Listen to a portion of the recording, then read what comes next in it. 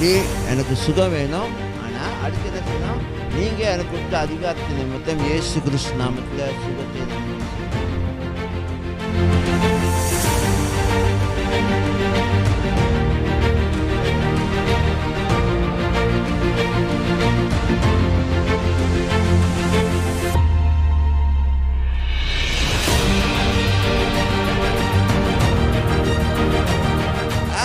உங்களுக்கு ஆண்டவர்கிட்ட சுகம் வேணும்னா இப்படிலாம் பண்ணிடாதீங்க. ஆண்டவரே முடியல, வலிக்குது.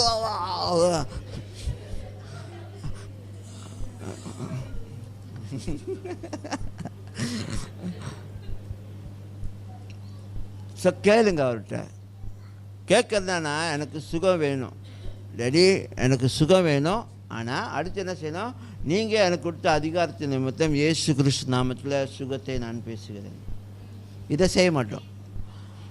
எனக்கு சுகம் வேணும், ஆனால் உங்கள் கையில் அந்த அதிகாரத்தை கொடுத்துடாத. உங்கள் கையில் அதிகாரம் இருக்கா, அந்த கையை எங்கே வியாதிசிகள் மேலே வைங்க, அவர்கள் சுஸ்தமாவார்கள்னா நீங்கள் உங்கள் மேலேயே வச்சு கூட சுகத்தை பெற்றுக்கொள்ள முடியும். ஆமென். இதை நீங்கள் பயிற்சி பண்ணுங்கள். அப்போ தான் நீங்கள் இன்னொரு நாளைக்கு மற்றவங்க மேலே கை வைக்கும்பொழுது உங்களுக்கு அந்த விசுவாசம் வரும், அவங்களும் குணமாவாங்கன்னு சொல்லி. ஆமென்.